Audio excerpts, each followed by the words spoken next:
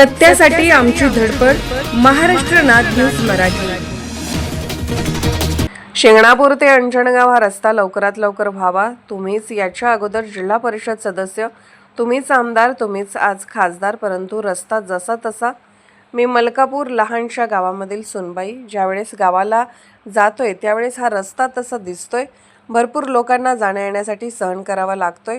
भाऊ भाऊ हा रस्ता लवकर व्हावा. बातमी दारापूर ते अंजनगाव.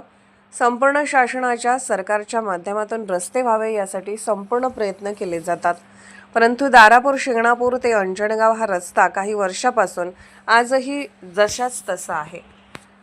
निवडणुका येतात जातात, आश्वासन दिले जातात, परंतु काही आपुलकी सुद्धा जपली जाते.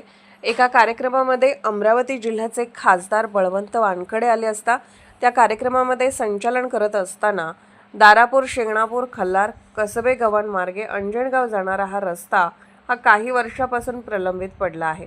अशा काय दुर्घटना सुद्धा होतात, परंतु डागडुजी करून या रस्त्यावर दळणवळण नाला सुरुवात होते, परंतु हा रस्ता होईल कधी असं संपूर्ण प्रश्नचिन्ह या गावातील लोकांना पडलं आहे.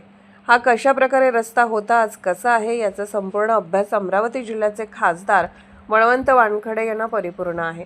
या रस्त्याला जोडलेले 2 सर्कल, गायवाडी सर्कल, खल्लार सर्कल, या दोन्ही सर्कलमधून बळवंत वानखडे जिल्हा परिषद सदस्य झाले व आमदार झाले व आज खासदार सुद्धा आहेत, परंतु हा रस्ता कधी होईल यासाठी वर्षा धाबे यांनी एका कार्यक्रमात अमरावती जिल्ह्याचे खासदार बळवंत वानखडे यांना विनंती केली. पाहूया कशा प्रकारे त्यांनी सांगण्याचा प्रयत्न केला.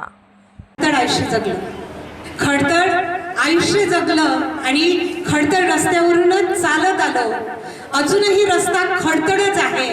भाऊ प्लीज दारापूर ते खल्लार आणि खल्लार ते अंजनगाव ह्या रस्त्याकडे थोडं लक्ष द्यायला सांगा. मी गजानन भाऊ लवटेंना सुद्धा 1-2 वेळा भेटली, पण अजूनही त्या रस्त्याची डागडुजीची व्यवस्था होते, पण तोंडाला पान पुसल्यासारखं त्याच्यावर थोडेसे काहीतरी गोधडी शिवल्यासारखे ठिकाणं लावले जातात आणि आमची गाडी अजूनच बैलगाडीसारखी उसळ्या मारते.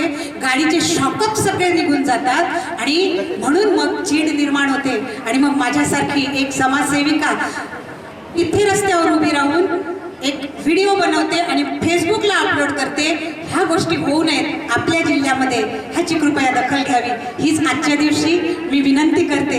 ही विनंतीला आपण मान द्याल आणि विचार कराल अशी अपेक्षा करते. सत्यासाठी आमची धडपड. महाराष्ट्र नाद न्यूज मराठीला सबस्क्राईब करा आणि बेल आयकॉनला क्लिक करा आणि रहा अपडेट. बेल आयकॉनला क्लिक करून महाराष्ट्र नाद मराठी न्यूज चॅनलला सबस्क्राईब करा आणि ताज्या बातम्यांसाठी अपडेट रहा.